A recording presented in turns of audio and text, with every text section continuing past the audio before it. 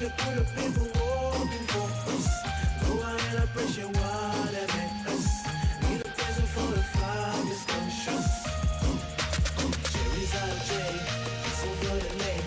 Smiling on the day, enjoying it away. No, it's not fake.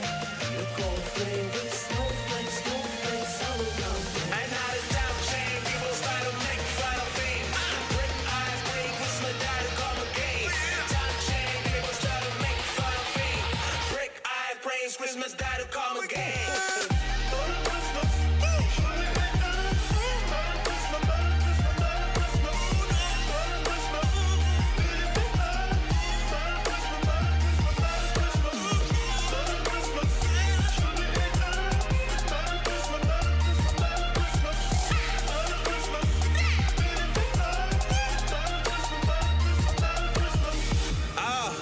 Now Jerry started walking on the street. Everybody look at him like it was strange. He started crying, cause he just remember that one day people just making hurt. Make him play like you.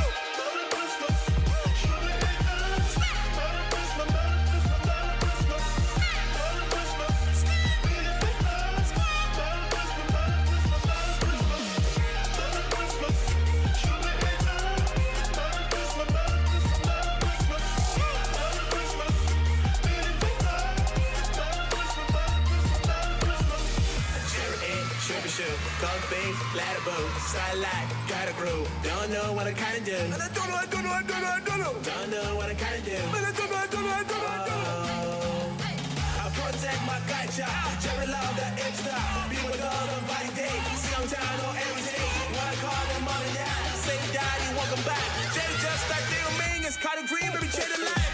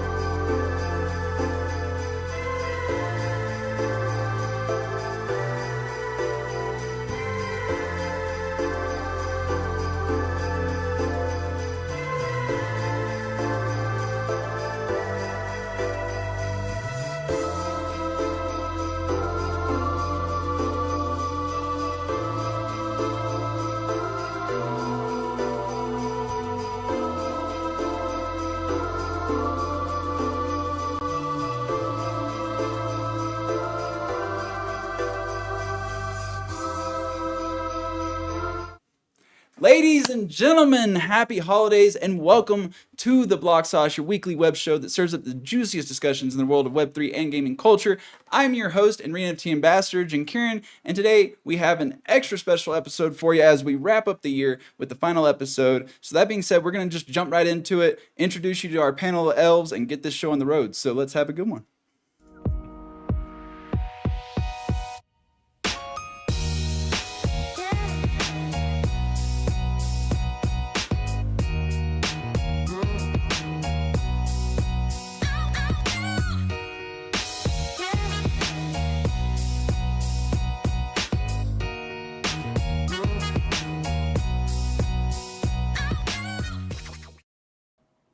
Ho, ho, ho! Hey there, sauce enthusiasts! Welcome back to another episode of the Block Sauce. I'm thrilled to introduce our panel. You already know Graslow. You already know Jorge, which the names are all wrong on the thing because that's the one thing I forgot to update. So right now, we also have Icy, aka Mikkel. So let's fix the names. But while I'm fixing names, how is everybody doing? I'm going to give Icy a proper intro here in a second, but let's hear from Graslow and Jorge first. Hey, Jen Kieran, I am doing fantastic. Glad to be back here on the Block Sauce. Loving the panel today. Special guest. I swear, we get some great guests on the show, so I'm glad to be a part of it. What up, everybody? It is, the 21st. It's Thursday. Is it today the final one before the new year or no? It is. From what Rod put out, it is. So I guess we're not having a show next week, but I'm fine with that. I need a break. That means I am bringing the fire today. I am getting real saucy, and that's why they brought Icy to cool me down. Go for it, Icy. That's the intro, man. All right. Yeah, we got Icy. For those not familiar with it, big name in the space, big gamer, always showing up, hosting tournaments. Yes, you are. Shut up. Go ahead and tell us what you're working on, what you're currently doing. Because I heard rumors that you got picked up for a project. Is that true? It's news to me. I don't know what's going on. I'm excited to bring the ice to Jorge's fire. I wanted to represent Mikkel. I love Mikkel. Got to hang out with her in Miami at Art Basel a little bit. She's incredible. But we got the icy name here. Guys, congratulations. I've been loving the Block Sauce ever since you guys first started it. You guys been doing an incredible job. The last episode that you had with Mikkel and Gaspode, you guys all look like movie stars. So can you somehow make me look like a movie star here? That's what I'm here for. That's up to Rod. He's our producer. He'll make you look good. Don't worry. Okay. Shout out Rod. Rod's great. Guys, I worked with ReNFT. That you guys actually sponsored the award show that I hosted last year, and I worked with Rod very closely. I should be wearing my ReNFT hat today. I'm sorry, Nick. My apologies. Wow, you have that hat? I do. Hell no. I'm still waiting on my merch. I'm just saying. Let me tell you something. This production right now is closed until I get that shipping label that I'm getting merch. All right. Well, we have a pretty fantastic lineup of topics, in my opinion. So obviously last week we did touch on the EA Games Store, removing a lot of the Web3 games because they got slapped with an AO only rating from the ESRB. I'm still of the opinion, but my opinion last week was that the ESRB needs to make a new category and kind of change their categorization system to accommodate Web3 games, because I don't think it's necessarily fair that they always end up under AO, even if they may not be an adult game just because of the technology. But we have seen this week they reverse course. Epic is like, look, we're going to make an exception specifically for Web3 games that get an AO rating due to the technology. So they're bringing these games back, which is fantastic, but it doesn't solve the large scale issue of distribution. There is still a lot of territories with restrictions on AO games. So until we find a way to pull them out from the AO umbrella in the ESRB, I think we're still kind of facing a little bit of an uphill battle in certain areas. So that's kind of where I'm at. What are your guys' thoughts on this?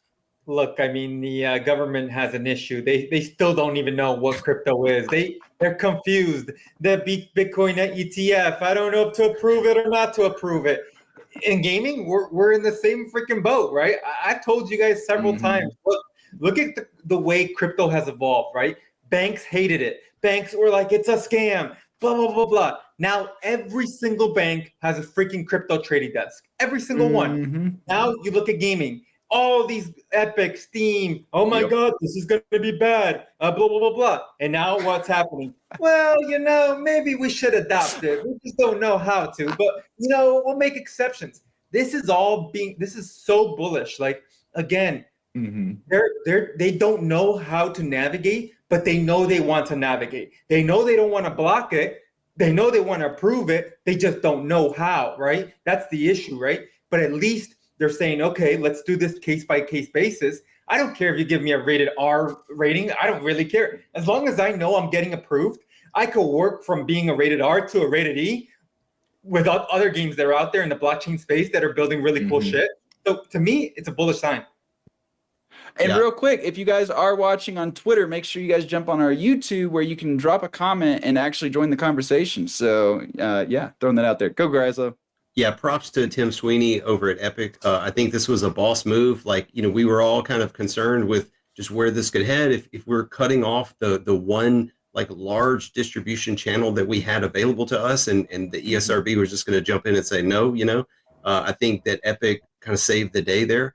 You're absolutely right. There's still work to be done. We need to continue to make our case and point out the value that blockchain adds to games, and maybe help differentiate where that adults only kind of line is drawn, but where it's not so blanket. But yeah, I think props to Epic. They once again have really shown that they're going to support the growth of this space.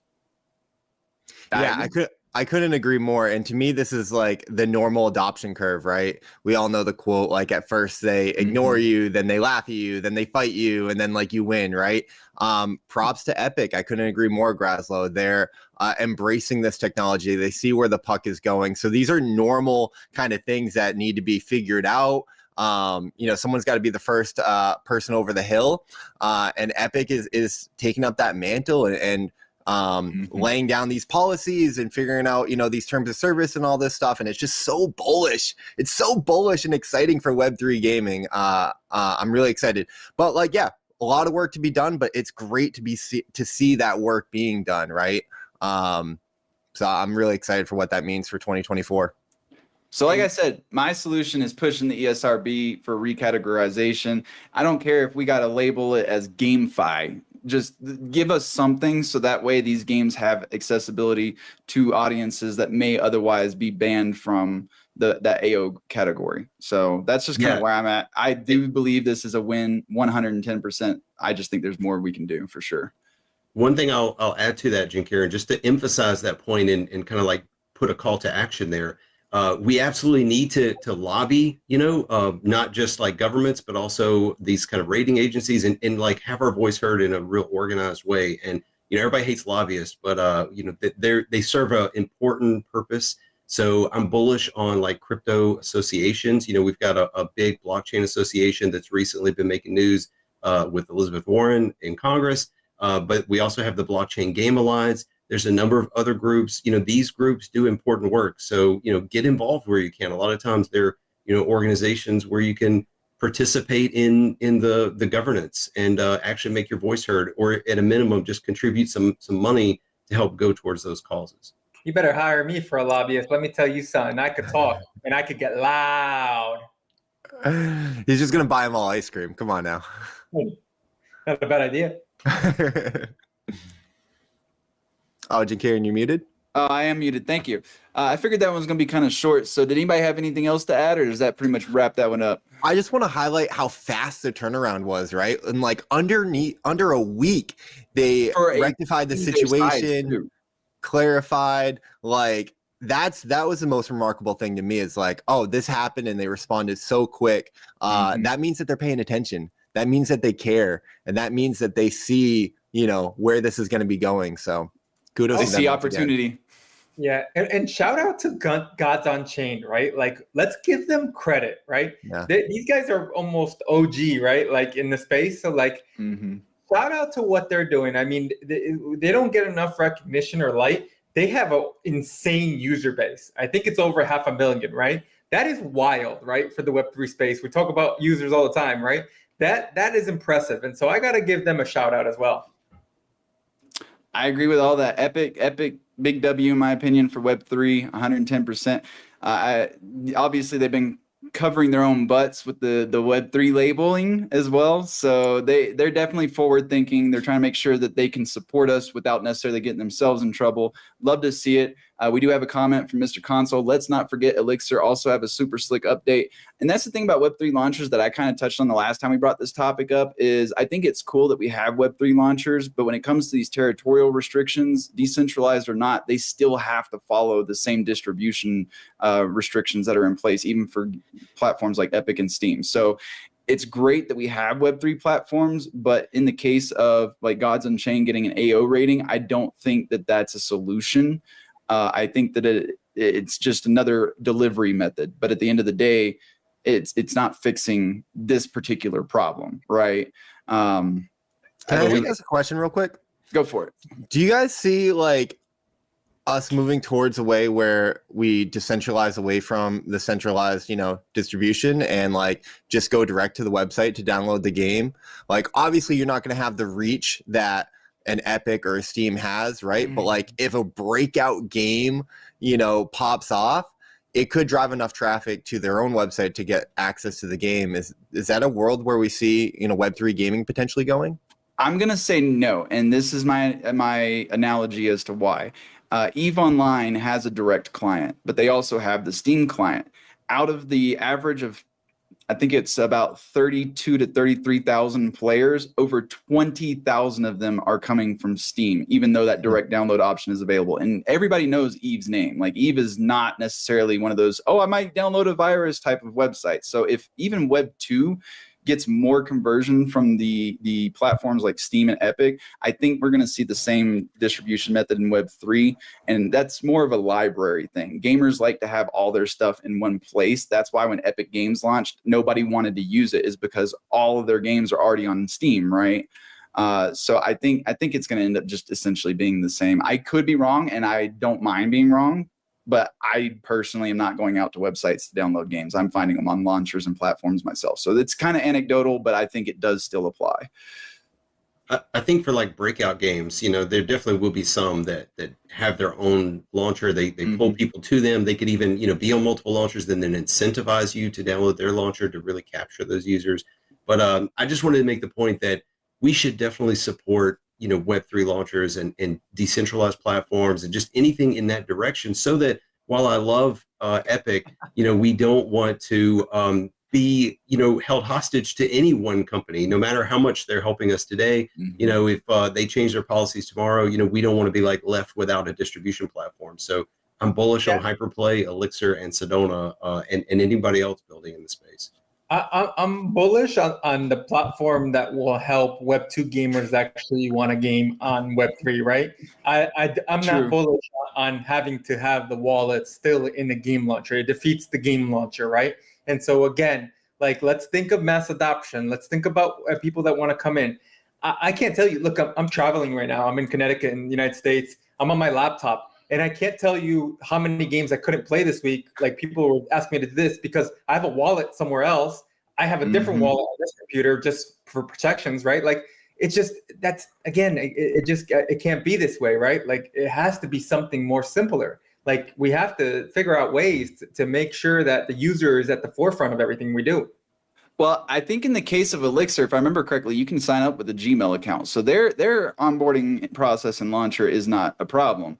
I haven't used Sedona, so I can't speak to them. I can say Hyperplay is my biggest point of contention when it comes to launchers. Every single time I open the frickin' app, I have to connect my wallet, and then the browser wallet connect doesn't work. So then I have to use the mobile app version. So then I'm scanning a QR code with my mobile MetaMask, and everybody knows the last thing you want to be doing is scanning random QR codes with your wallet. Like that it's already not a warm fuzzy. So I think that Elixir is doing some things right. I think Hyperplay has some improvements that definitely need to be made. I have actually talked to their team and made them aware of my issues with the wallet system at launch. And unfortunately, signing in every single time, they said, is a MetaMask thing. They can't get around that. But hopefully they can at least fix the sign-in system to function properly. And then Sedona, if anybody's used it, I would love some feedback on it. I have not touched it yet. I've talked to Mikkel so many times and I need to download it, but it's like all the games I play are already on the other launchers. Why do I want to download another launcher, right? Well, it's your one-stop shop, right? The Sedona is the custodial wallet that has all the wallets in one place, make it easy, understandable to Web2 gamers that just want a game and don't care about having a million wallets, right? So what you're telling me is I need to download Sedona instead of these other ones. You know what? Christmas came early. I love you, Elixir. That is the alpha. There you go, Jim Karen. Merry Christmas. Happy holidays, everybody. Show's over. Nah, I like what everybody's building. There's some that definitely still need some improvement, and that's what we're here for, or at least what I'm here for. I'm not one to sit there and sugarcoat things. So, well, sometimes I do if I like you enough, but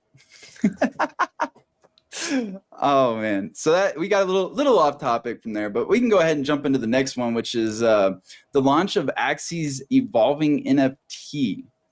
Does anybody, I mean, it's neat, but I mean, haven't NFTs always had the ability to evolve? Couldn't you technically change the metadata, or did they do something beyond that I'm just not catching on? Or did anybody even look into this? So I've heard some people talk about it. I'm not a Axie player, but I watch a lot of creators, and a lot of times, they'll jump into Axie, and I'll just kind of watch them play. I think knowing a little bit about their ecosystem, this is not like novel to NFTs. Yes, we've had the ability to do like dynamic NFTs, upgradable NFTs, changing metadata, but for Axie, this is a big deal. It seems like, just on the surface, because they have such a large user base, and you need these kind of announcements to get your people excited and to get people that maybe have kind of fallen out of the game a bit to come back and have something new to try and new to do. And it's iteration. You can see how it works, see how people like it. I think that it has a kind of sync component to it. So I think that they're reducing the rarity of certain NFTs, which can be good for their economy. But I don't know. I mean, Axie still has a strong user base, despite what a lot of people think about it. So I'm bullish on them continuing to try new things.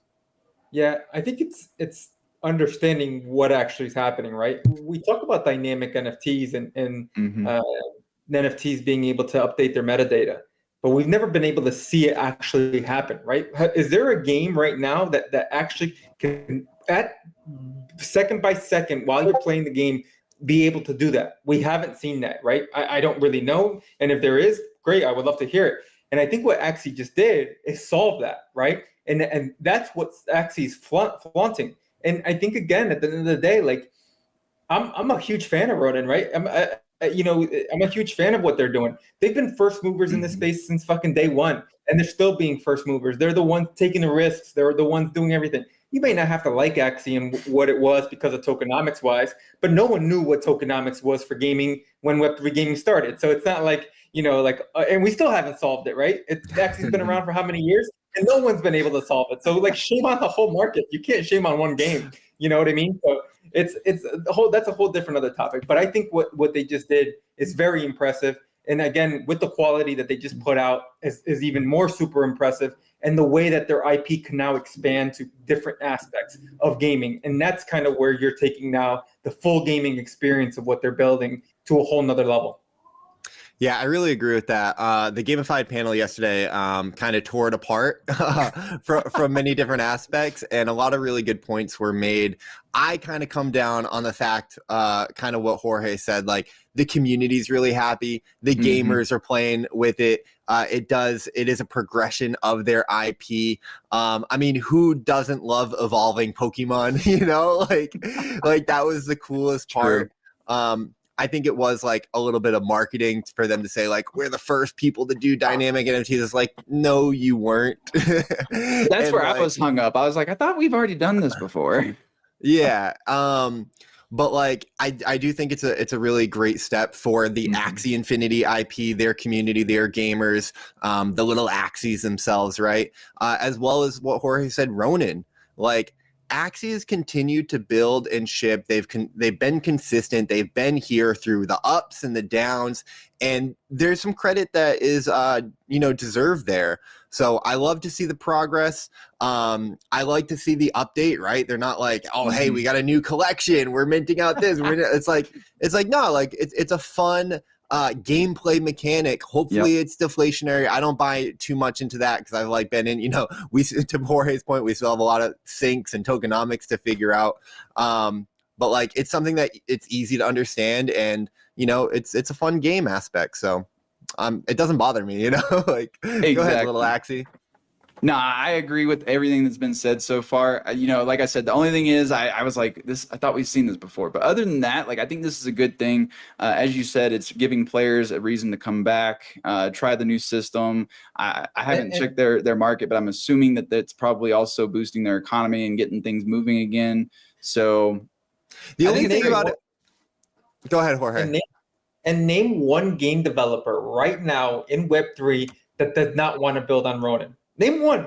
Again, I think everybody right now, because of the users they're showcasing and everything that's happening, it doesn't matter. Like, yeah, there's some bots on it, but like, let's look at the real numbers, right? There's still numbers there, a lot higher than your other typical chains that have, flaunt your, no offense to like Immutable, Passport, no offense to Scale with the gas list and all these things. Like, no offense to these guys, I get it.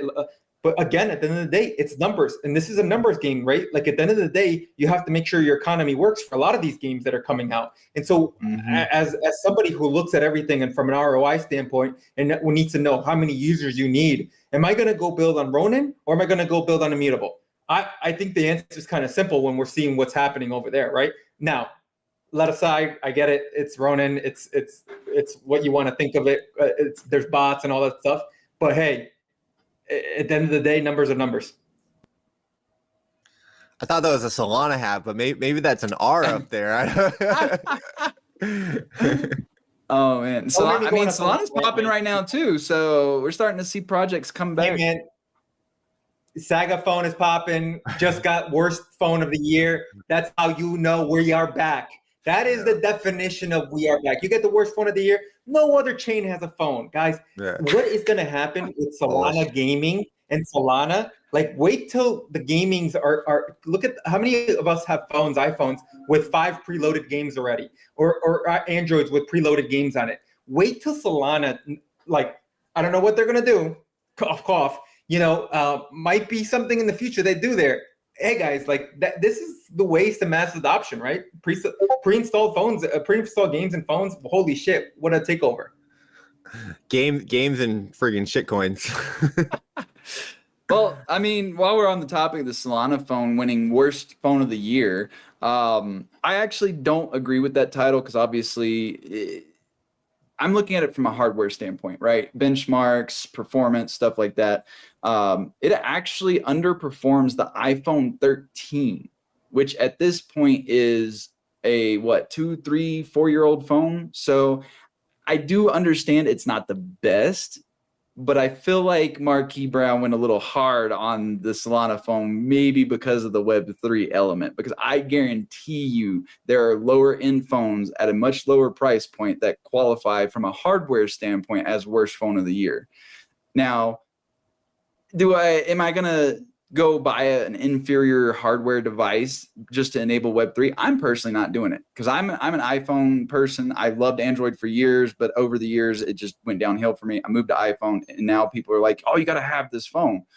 And then I go and look at the hardware and like, I'm buying a downgrade. Well, who buys downgrades? Unless you're trying to save money, that's a different story. I've been there, done that myself. But I'm not rushing out to buy a Solana phone. I don't think this is the big bull that we think it is. I don't think most people outside of Web3, if anybody outside of Web3 is buying a Solana phone. So is it a step? I'll give it credit as a step. Do I think it's going to be a market mover or make or break Solana? I don't think so.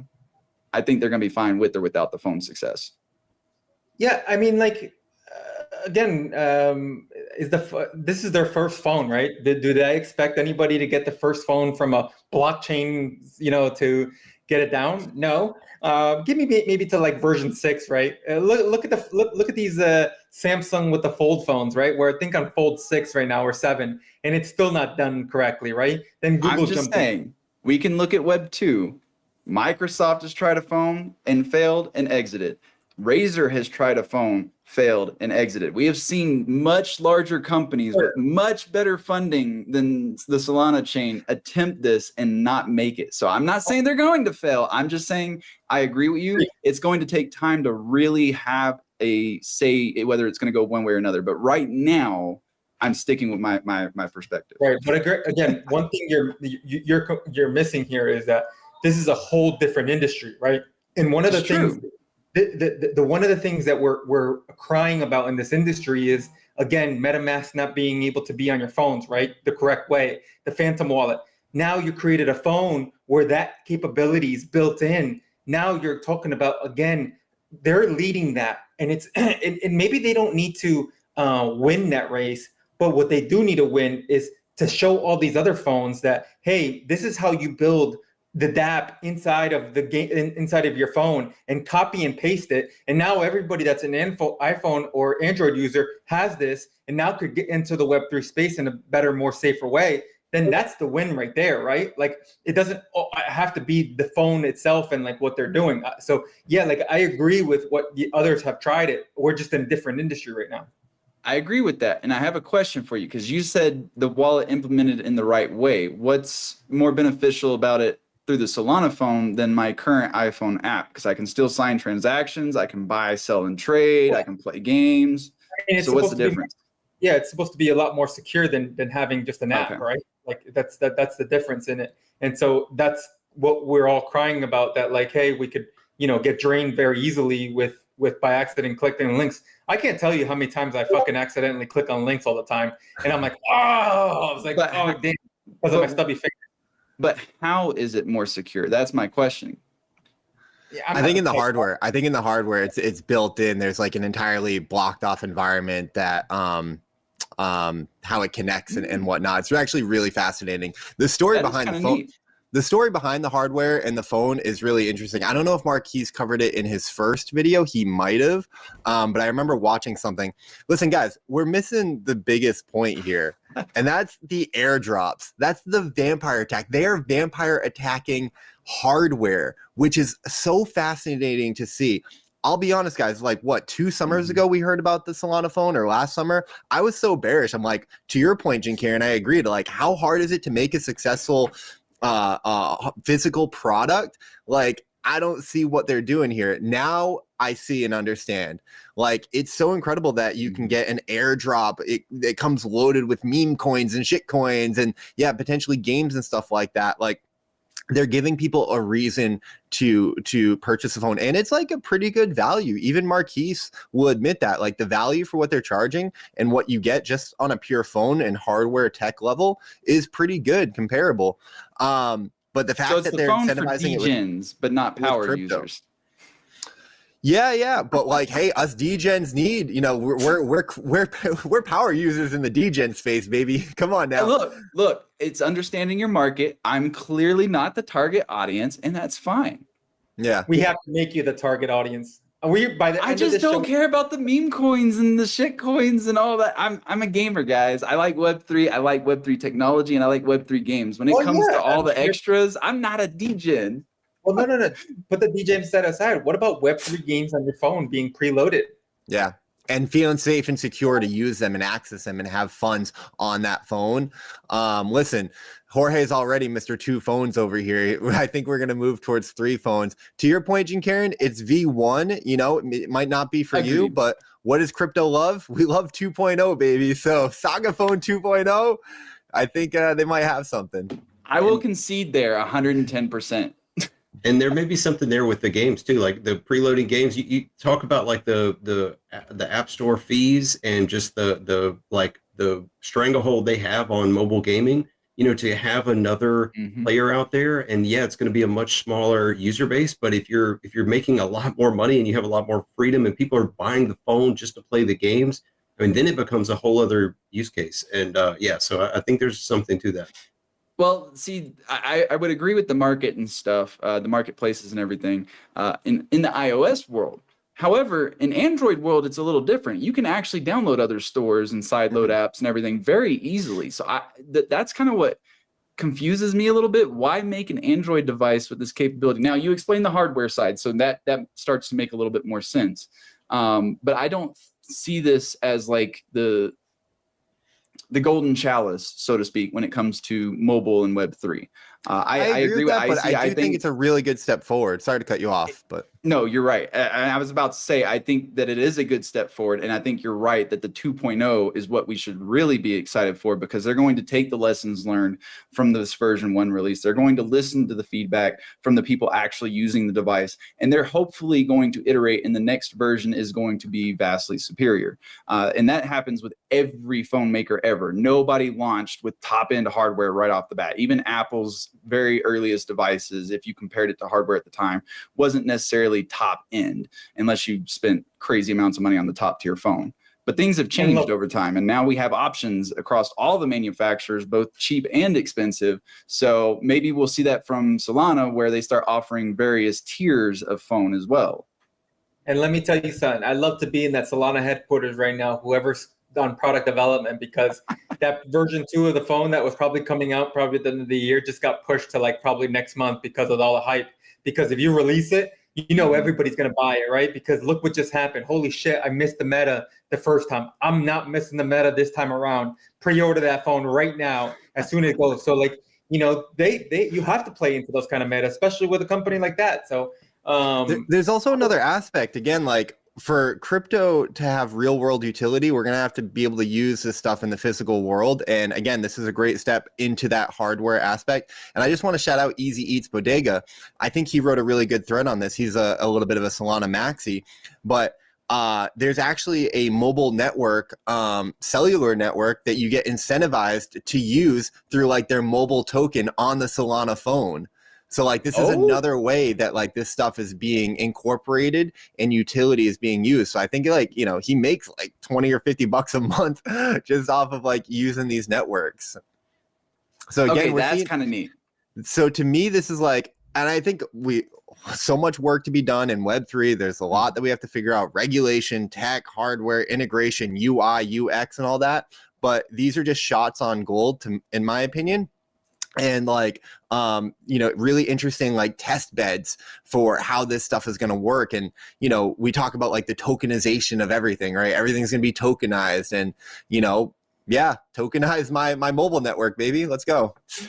All right. So real quick, just so I can plan out the rest of this show, does anybody have a hard stop at 1 o'clock? I'm good. Okay. So I got a little story. Uh-oh. God dang it, Jorge. It's always Jorge. It's always the guys that have two phones, you know? What's that? Okay. Well, I do have a story that I want to read. It's a Christmas story before we end the show today. It is a little bit long because it's basically the night before Christmas, but I made a Web3 edition. So we will read that before we end the show, but if nobody has a hard stop, we'll go ahead and continue on with the topics. The next one could get a little spicy, at least for me. Graslow got to hear a mouthful from me yesterday on it, so we'll see if I have the same energy today. The Overworld Mint. So they did mint out, which is great. Not without its issues, however. For those that may not be aware, there were a lot of failed transactions. The whitelist was over allocated, yada, yada. So I'm not going to bring the other space into it. We're going to have our own opinions here, right? So I do not think that this was smooth. I appreciate the response and the timely response at that from Jeremy. He absolutely handled this like a champ, it feels like. But there's some red flags here to me. First off, it was stated they weren't over allocating. They clearly did, by no small margin either. I think the last number I saw was over 50% over allocation. So there's red flag number one. Red flag number two is after the mint, and I haven't seen anybody really talking about this. There were some Discord screenshots and conversations with Jeremy that were starting to spread around where they had actually committed X amount of whitelists to certain communities and then turned around and took those back after winners had already been announced. Meaning they had to go back to their communities and be like, sorry, guys, we have to cut back the whitelist. We know you put in the work. We know you grinded for it, but we can't give it to you. That's another red flag to me. So the whole situation, I feel like this was all avoidable, whether it be a communication error internally, externally. I don't know where it may have happened. I also understand things change with time, because when they announced that the over allocation wasn't going to happen, that was like, what, 8 months ago, something like that. I get things change, but when they change, you should probably also make that known and announce it to people so they can stay in the loop of what's going on, right? So I feel like there's definitely some improvements that could be had here. Also, no gameplay, no trailer, no footage, no product for the end user. And the first thing after the mint that I saw was them talking about tokens coming at the beginning of the next year with no gameplay again. And I'm like, I don't know, guys. This doesn't sit well with me. And again, this is nothing on Jeremy or his character. I've heard nothing but positive things about this guy. But from the project perspective and me looking on the outside in as a consumer, to me, there's a lot of red flags I don't really see people talking about. So Sure. I'll just say, like, go ahead, Jorge. Am I on a delay or no? I think my internet's a Very little, small, like, sloppy, very small. But okay. I'll give you my lowdown on this. Remember, I'm a commercial investment banker. I've been working in finance 6 years.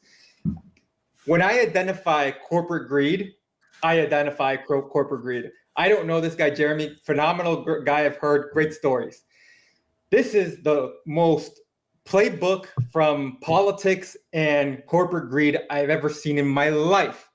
You go around, you make friends with everybody, you promise them everything they want to hear, they become friends of you, they cheer you on, you get to the main stage, you win the stage, you start realizing all these promises you made, you can't really fulfill anymore, so you start cutting them out, but you still sell the ones that you already sold, financial gains. And at the end of the day, financial gains will outweigh any of the FUD that you will ever have.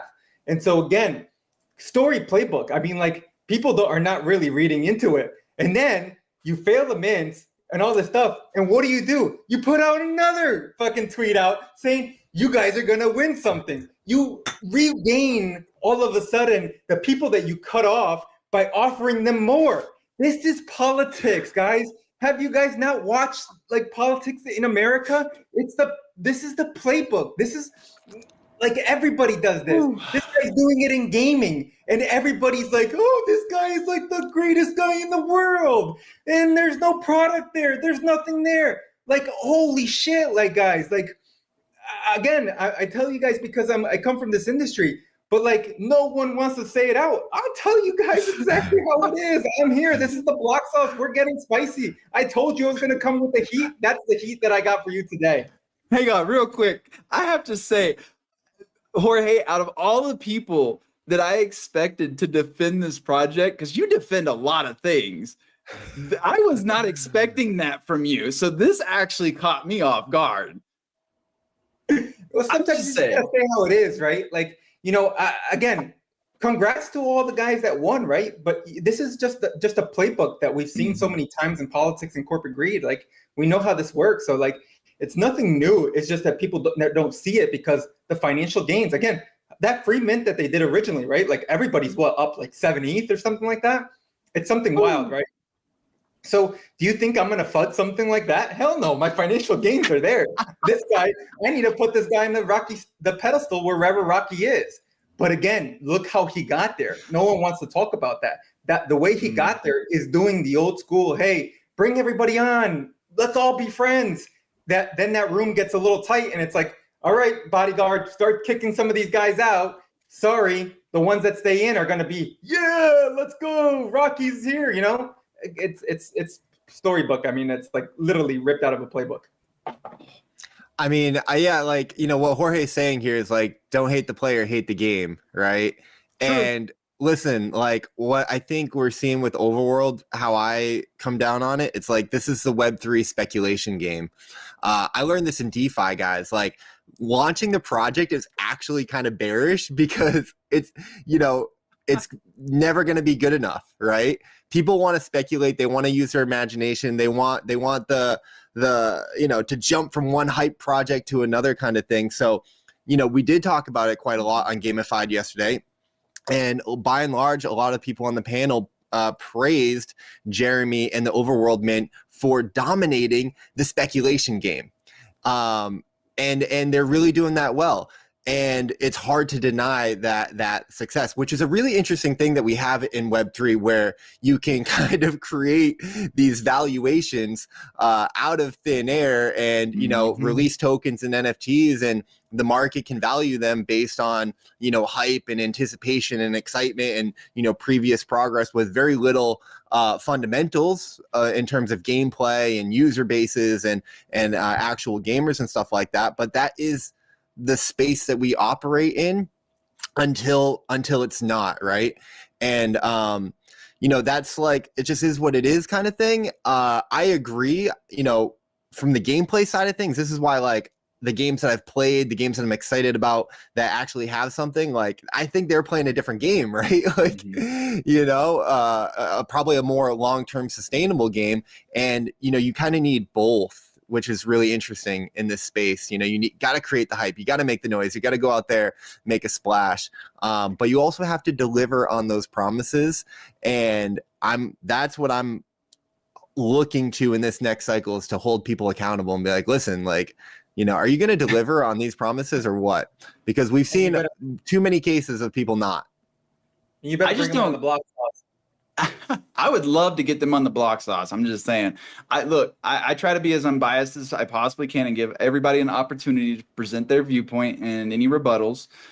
So if Jeremy ever wants to come on the show, please reach out for sure.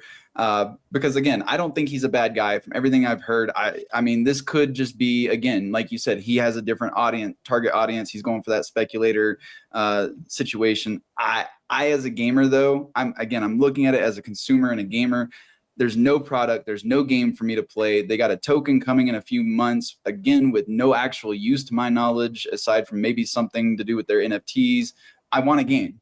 If I'm going to spend, I want something to spend and use. I don't want to just buy it, like buy air, and then maybe I get to use it later. I don't know. And that, I don't know who all saw it, but my motto going into 2024 is no gameplay, no mint. Like that's just my take from now on, because we've seen a lot of studios, even if they do start building a game, it's usually built off of some sort of template that we've seen 100 times over. No offense, but also offense. Look at all the Lyra clones. I'm sorry. It's to the point now I can watch a gameplay trailer and be like, yep, you built on Lyra. Like make it unique, make it stand out, make it different from the other bajillion clones. It's a template for a reason. It's your foundation, your base, but you still need to adjust it to build something genuinely outstanding that it doesn't just look and play like the other 100 games built on the same template, right? So I don't know. I'm going to wait from now on. I don't even mind buying off secondary out of Primo if it's a game that is, good and wants my time. I bought Metalcore off of secondary because the day that they minted, I didn't get to mint, and I was like, crap. But I saw the gameplay. I knew it was, mech oriented. I love mechs. Knew I'd play it. Immediately went to OpenSea and grabbed something. Yeah, I paid a Primo for it because I missed the initial wave. But guess what? I got what I wanted for a game I wanted, and I get to use it. It's called blue chips, right? I mean, that's the game in the stock market. You wait to make sure that the product is there and it's making money, right? What you're doing is actually the right way to invest into games, right? You're actually waiting for a product to have something that's viable and that says to you, hey, I'm ready to invest in it because it checks off my checklist that there's a gameplay economy, and the game that I want to play or whatever it is, the barrier to entry is willing for me to pay. That is the right meta. Like that is the playbook in Web 2 and a lot of stuff. There's penny stocks and all this other stuff. Cool speculation game. But in Web 3, we don't have any of that, right? Like look at why we're in this conversation right now is because no gameplay, no nothing. And it's like, I got sold a dream and no one knows. This is like, what was it? Was it Pixelmon with what's it? You went there. Kevin, right? Like, oh my God, huge speculation, $72 million. And then boom, picture of Kevin. And you're like, oh my God, what did I just mint? It's marketing. I shit the overworld team. Let me tell you, son, I would love if that Mark, whoever the CMO is, reach out to me because I would pay serious cash to have a one-on-one session just to learn from you because that was genius, like whatever you guys did. There's been a lot of great takes. So I don't think I could really add on much to what you guys have said. But, Icy said, at some point they have to deliver, and that's what he's excited about. I'll say that I totally agree, but that's going to be the worst enemy of a lot of these big name companies that we've seen nothing from so far. And I think they know it. They know that once they release gameplay, once they release an actual playable game, they can never live up to the hype that they've built. Yep. And that's going to be a problem that they're going to have to try to figure out how to solve. I think a lot of game studios are really struggling with that. Do we lean into the speculators and sell them, on this game of hot potato where they're trading these assets at this, unrealistic valuation? Or do we actually build a great product and appeal to real gamers? I loved, for the minute I thought about gaming and NFTs, I thought about Kickstarter and how it's Kickstarter, but better. You own your assets.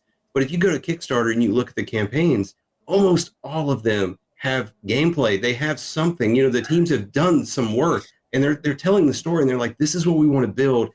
Help us build it. And if you jive with that, if you want to play the game, if you believe in what the story they're telling, you pay for it. But in Web3, we do something totally different. It is a really speculative kind of gameplay. And I don't know how that's going to work out once, that transition is going to be rough. Look, I said it in your space yesterday, Grazlo. I'll say it again today. If speculation and hype made good games, the day before studio wouldn't have shut down 4 days after they launched. Just saying, they had years of hype and speculation. The game launched, did not live up to the hype, and pulled from Steam, can't buy it, refunds going out, studio shuttered, done. I'm just saying I could see that future for a lot of Web3 studios. And now let me insert a shill here. Shout out to Mixmob, right? That just founders from EA, Disney, Epic delivered a game, showed a game, got everybody to get mint. Everybody played the game for 2 years straight in an incentivized beta, and then released the token, sold out the token in the pre-sale. Like, that is the way. I mean, like, why isn't the meta to me? It's like, man. When you have something good, Web3 doesn't want it. When you have something bad, Web3 wants it. Like, it's just so funny, right? Like, it's like, Jesus, guys, like, we kind of like contradict ourselves, right? But hey, welcome to Web3. And that's what I was telling Grazlo yesterday is we keep talking about, like, we want change and we want to move the space forward and we want to overcome the stigmas. But then we find ways to, like, spin, like, for example, the overworldment into a masterclass marketing session. I'm like, guys, we can't advocate for change, but then praise the same BS that we've all been complaining about during the bear market. Come on. I mean, I do think that stuff is changing, though, right? Like, Mixmob's a great example, Jorge. I met them with you at GDC, and it's great to see 8-9 months later them continue to ship, see the progress. I really admire these games that go, and these founders and these developers that go to the events and the conferences, right? I met Grazlo at NFT NYC. You're still here, you're building, you're shipping. I also want to spotlight like Shrapnel, right? This is why I'm so excited and bullish and hyped and evangelize them any chance that I have, because I've been to the studio. There's 70 people in that place designing this game from the ground up. And it's like, that's what's really exciting, man. They came out with trailers and gameplay and multimedia. They have their comic books. Like, these are the games that really excite me, that I think have a real shot at gaining 10, 20, 100,000 users, potentially 1 million users, and going to develop a vibrant gaming ecosystem that hopefully is well balanced with their token and with their assets, and where people can continue to win and have great experiences. And, there's not too many of those studios, in my opinion, in Web3, but there's more than there were last year, and there's more that are coming. So, like, we say it all the time, it's so cliche, but we're so incredibly early to the space that, but we've seen a lot of like forward progress, and that's what excites me and like, keeps me here in spite of all of the, the return to the speculation and the hype and all that stuff, One thought I want to throw out real quick is when Shrapnel and Parallel and these games start bringing these mass adoption, they start bringing these players in mass, and they start looking at Web3 and they're not scared of it anymore. They're actually getting hyped about NFTs. Do you think they're going to go buy NFTs for games that they see no gameplay, they see nothing about the game themselves? I mean, they're going to buy NFTs for games that they want to play, that they want to participate in. Just throwing that thought out there. Yeah. I mean, that's super fair, right? But like, again, you have to compartmentalize the speculation degen crypto side of things, and then like us gaming purists who just want to play games and like are excited about how this technology can be integrated into the actual game to create new experiences. Because like we still talk about Yuga all the time, right? Like Yuga's created multi-billion-dollar valuation, and they've got this runway to go do all this stuff. And like it seems to me that that's the direction that Overworld is going, right? Let's like make as much money as we can, get as much runway to like actually be able to build and, you know, create value for these assets and whatnot. So, you know, what's the right answer? Like, I don't know. You know, you gotta pay the bills at some point too, you know? So like I try to keep them separate in my minds and just like, you know, take it for what it is. No, and I'm not saying at that. the end of the day, like Sorry, I'm just going to say I'm not saying that that what Overworld did was a bad business decision. I think that it, you know, you're right. They raised a ton of money, so let's see what they do with it. I'm just thinking like if you're the investor side, you know, you really are playing a game of hot potato to be buying assets for a game that you know nothing about, you know, and holding that for a long period of time where you're saying, you know, this is worth, you know, 2 ETH or 5 ETH or whatever the price is, and you're expecting exit liquidity to be gamers and you have no game. Like that's the thought I'm having, is just that it like a mix mob or something like that, you can see where that can grow from. It's just hard to see where something grows from when you can't even see where it's at now. Well, that's exactly what I was going to say, right? Probably 90% of the people that minted Overworld are metagamers. They're not gamers, right? Like we could probably say, like, do you think they're going to want to stick around for the game? If they don't even know what game it is. You think, like, let's be real. Like, if it's maybe they come out with TCG game. I'm not even a TCG gamer, and you think I'm going to stay around for? What if it's a basketball game? I'm not a basketball player. What, you know what I mean? We don't even know. So like they don't even know their audience. Like this is the wildest part, right? Like we just know that it was a big, huge hype. These guys are gonna sell. They're probably gonna get a shitload of money in token. They're not gonna want to hang out because they're gonna have to do a whole nother marketing campaign to bring on users. Man, like this is just like it's just gonna get muddy, right? Like, hey man, if you're up, if you're green, take your profits. That's all I could tell you. Non-financial advice here on the Block Sauce. Look, I'm just saying there is some kudos to be had here, because if they did anything right, they showcased the necessity of the new ERC 721 standard. Like they made what, like 400K in royalties in the first few days. Like they've blown away in terms of royalty revenue every single project out there right now. Like that I think that they did do something right here. They showed a new standard that more projects need to leverage, so that way they have better control over their own royalties, and we don't have to worry about platforms like OpenSea, Magic Eden, etc., making wide sweeping changes that negatively impact projects from a revenue standpoint. So I'm with Jorge. I don't know what people are buying. I don't know what game it is. I had no interest in the mint. I had no whitelist. I'm not technically a participant in this. Again, my opinions are fully from the outside in. But now that Jorge made that point, I'm like, yeah, even if I wanted to, what would I have been buying into? As an MMO, as an FPS? Because everybody knows MMO, FPS, I love.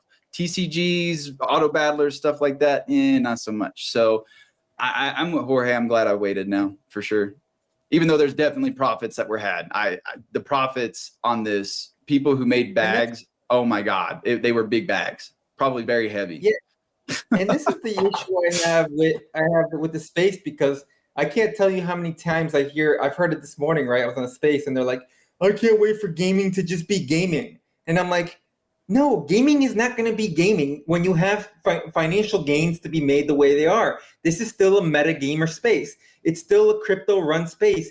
NFTs and crypto are still dominating games and their narrative. It won't change until you get rid of the whole financial game out of the get-go, right? Mm-hmm. The financial game, playing the game, right? It shouldn't be before the mint or on the mint for a game that comes out a year from now. Like that's not like that. I'm not. What game did I play? I played a game of being early on a whitelist spot. That's not, I was on alpha bot early. That's not the game that I want to play. I want to physically play the game and earn in that game if it is going to be gaming, right? I think we can have both. I think we can have I want to play. games I want to that play are just both games. games. Yeah, that's where I'm at. Like, if I have the opportunity to earn and the game is really fun, fantastic. But if I'm only playing to earn and the game is an absolute slog, which is the case for most games right now, let's be honest, at least in my opinion, it feels like a second job. I could go get a literal second job and make way more money than I have been from playing Web3 games. So while finance is part of it, I don't think finance should be the focus of Web3 gaming, unless, again, different audiences, different games, etc. There's a place for degen games. I'm just saying. You know who's doing that the best right now? Who? Zynga, man. You're not happy about this, Jin Kieran, but let me tell you why. Listen, man. They did a free mint. They came, shout out to Camo. They're doing a lot of things right, and it's really impressive. And I think it's a really interesting use case and test bed for what Web3 gaming can be. First of all, they came out with a free mint, which is really, really cool. It wasn't really initially free, though. It wasn't initially free. Remember that. They only made it free because there was a lot of negative flashback. So let's keep that in mind. That is true. I mean, hey, everyone's dipping their toe in and figuring out, the landscape and building the plane as we fly, right? But It ended up being a free mint, and it was built around a really interesting, cool, fun little IP with the auras and the Sugar Town, right? And then what do? They reskin their successful, proven, hyper-casual, browser-based games. The first one was a side-scroller, not really my type, but I really enjoyed this last platformer game, All Time Heights. I enjoyed the heck out of it, and they're incentivizing it with more NFTs, which I think is a really compelling concept. Shout out to Empress Rayon. She actually won an NFT in the first game, so she doubled up her aura stack. I'm playing the game. First of all, it's a fun little addictive game. I played 80 levels. I've probably put 3-4 hours into the game. I enjoyed it. The music's fun. The game loop, it's simple, it's fast, it's rewarding, it's frustrating when you die. But they're also incentivizing it with a potential Aura NFT that has a floor price right now of 0.5, and they're not over diluting the supply. They're giving away 75 of them or something like that, which I think is really, really clever. Not gonna lie, I hope that I win one. I hope that I'm playing the game because it's incentivized, right? But they're not launching a token, and I don't think Zynga, it's probably too much of a brand risk for them to launch a token. But they're launching these free NFTs and using the IP and the value that they've put into this. And I think that they're doing it really well. And I'd love to see more projects do that. It's a Dookie Dash model, right? It's hey, here's a game that people have played. It's not revolutionary, right? But it's fun enough for people to get in and grind. And we're going to incentivize it with this leaderboard and these really valuable NFTs that people are going to speculate on, are going to have desire and demand for, that are going to do something in our ecosystem. You're wincing over there, Jin Karen, so lay into me. I'm not a Zynga fan. I never have been. I never will be. To me, they're not real games, but I'm not going to say that because I understand some people do love them. But Zynga is not my thing. Different target audience. Again, not slamming on them. You sound like that movie director that was called out Marvel, those aren't real movies. The thing is, I don't hate Zynga. It's for a very casual audience. I am not a casual gamer. In World of Warcraft, I've got probably 20 plus tabs pulled up right now, various boss guides, character guides. If I go to Call of Duty, I'm looking up meta builds. When it comes to Zynga, I don't have that. There's no reason for me to go look up guides or anything like that because they are very hyper casual focused, and it's nothing against them. It's nothing against their games. It's just not catering to my audience. It's catering to that casual audience. So again, I hope that they succeed, and it sounds like they're doing a lot right, especially from what Icy said. It's just not for me. I've never been a Zynga fan. Wait until you can win some NFTs, bro. You're not a Solana phone fan either until you can get some meme coins. I'm a Solana fan. I'm just not a Solana phone fan. Yeah. What kind of Web3 maxi are you? This guy, hey, you're on the wrong show, man. I think this is a Web3. They brought me in because I'm not a Web3 maxi. I love the tech, and I believe that there is a place for it in the future. I don't believe it's the future. So that's why I feel like I have a bit more grounded. I I want to say takes, but I'm going to say grounded bias because I will admit everybody's biased to some form or fashion. And I'm not anti-NFT, anti-Web3. I just want to see it done correctly and not necessarily at the detriment of consumers, which we have seen a lot of projects do, but there's a lot doing it right. And in fact, I see when you mentioned Shrapnel, I started thinking about their process and thinking through how they went through the mint, the token introduction, and now we're getting gameplay. I can look at them and actually feel a little bullish for Overworld, depending again what type of game they're putting out, because it's kind of the same format. Now, I don't agree with the format, but I have seen Shrapnel building. I like what I've seen from everybody. People who have played it have nothing but good things to say. What? Yeah, I was thinking they had a trailer out, right? Who? Yeah, Shrapnel had a trailer out. Yeah. And game sessions. That initial trailer, though, I didn't mint. I'm holding because I won one for free, but I didn't mint because the initial trailer was no bueno. They got tore apart in the comments for how bad it was. You knew what the game was going to be. Like, exactly. We knew it was going to be an FPS. That much we knew. I want to know one game trailer in Web3 that hasn't been torn apart. Fucking Web3 people are the most ruthless people in the world. They're experts. I mean, That's a good point. What's an industry in any other industry where they claim themselves experts after minting one thing and they're like, well, I've been minting NFT since 2006. And I'm like, what? Like, oh, I'm a gaming expert now. I know all about gaming. No, guys.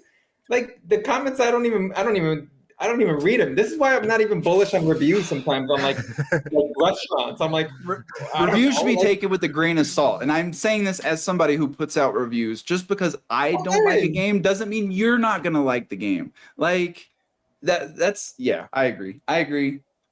This pizza wasn't made right and I don't like the cheese. Like, come on. Okay, go find another pizza. Well, anyway, give us a story because it's already kind of run into my next meeting. Fine. I do want to go ahead and announce real quick, though. We have some Web 2 crossover news. Yes, it's a crossover episode. CCP Games did launch their first playable play test for their upcoming Web 3 game titled Project Awakening. That started last week. It's under very heavy NDA. I did not get access. I do know people that do have access, though, and I've heard very good things about this game from people who have played EVE Online in the past. I was a huge EVE Online buff. I've got probably like 6-7 accounts still around. So I'm excited for that one. On top of that, Nexon has also announced that they are allocating $100 million towards the MapleStory Web3 release. So that is a pretty big number for a Web3 game. I'm looking forward to it. I've been a very vocal, critic of Nexon because I was there for MapleStory 2, and that ended up being a massive rug pull where players spend hundreds of dollars buying things and then they just shut the game down in less than a year. So I'm skeptical, but I'm also hopeful when it comes to the new MapleStory Web3 game. That being said, we will go ahead and wrap up this episode, everybody, with a story. Before we do this, I want to thank everybody for stopping by, taking time to hang out with us. Thank you for the panel for joining us. Again, Icy, appreciate you hanging out with us. I kind of like these guest appearances, especially when we get somebody like you up here. So, yeah. I love all three of you guys so much. So it's such an honor to be here. Like, I've been a fan of Block Sauce. I love that you guys have been doing it for so long. So thank you for inviting me, and please invite me back. I'll come anytime. 100%. We got to get you back up here. Before we go, and before I start this story, does anybody have any closing thoughts they wanted to throw out there? I'm just ready to write my review on the story. And I'm ready to write my thread about your story and then go fudge you. Okay. Well, before we get this story going, I got to try something. So I have this neat little like voice software, and I want to make sure it works. So let's see if it works. I tuned into one of Jinkaren's streams one time, and his mic was messed up. His voice was insane. I was like, yo, Jink, what's going on over here? He's like, what are you talking about? I clipped it for him and sent it to him. He's like, oh my God, what is going on? Oh yeah, my Elgato screwed up, and it like made everything super deep. Yeah, I remember awesome. that. Okay, so I'm going to try this. Is it working? Yeah. All right, we're good. Okay. So, to pull up the script here. 'Twas the eve of Web3 and all through the metaverse, Not a creature was offline, not even in reverse. The NFTs were hung by the blockchain with care in hopes that decentralized gamers would soon be there. The avatars were nestled snug in their codes, while visions of virtual realms around them flew. In my VR headset, and with crypto in hand, I settled in for the night in the digital wave. When out of the blockchain there arose such a clatter, I sprang through my keyboard to see what was the matter. Away to the server, I flew like a flash, tore open the firewall, and threw up the cache. The moon on the pixels of the virtual snow gave the luster of midday to objects below. When what to my wondering eyes should appear but a blockchain sleigh and a crypto reindeer. With the wheel driver so coded and quick, I knew in a moment that it must be St. Quick. Or St. Quick, sorry. Now rapid than tokens, his horses they came, and he whistled and shouted and called them by name. Now NFTs, now smart contracts, now DAOs and shards, on Ethereum, on Solana, on Binance and guards. To the top of the blockchain, to the top of the wall. Now dash away, dash away, dash away all. As leaves that before the wall hurricane fly, when they meet with an obstacle, mount to the sky. So up to the cloud top the courses they flew, with the sleigh full of pixels, and St. Quick too. And then in a twinkling, I eyed on the roof, the prancing and pawing of each little hoof. As I drew in my head and was turning around, down the data pipeline, St. Quick came with a bound. He was dressed all in pixels, from his head to his foot, and his clothes were all tarnished with bytes inset. A bundle of NFTs he had hung on his back, and he looked like a gamer just opening a pack. His eyes how they twinkled, and his dimples how merry. His cheeks were like roses, his nose like a cherry. His droll little mouth was drawn up like a bow, and the beard on his chin was as white as the snow. The stump of a Dow he held tight in his teeth, and it coated and encircled his head like a wreath. He had a broad face and a little round belly that shook when he laughed like a bowl full of joy. He was chubby and plump, a right jolly old elf, and I laughed when I saw him in spite of myself. A wink of his eye and a twist of his head, Sue gave me to know I had nothing to dread. He spoke not a word, but went straight to his work and filled all the walls, then turned with a jerk, and laying his finger aside of his nose and giving a nod, and up the blockchain he rose. He sprang to his sleigh to his team gave a whistle, and away they all flew, like the down of a thistle. But I heard him explain, ere he drove out of sight, happy would greet all, and to all a good night. Thank you guys for joining. See you next time. Yep.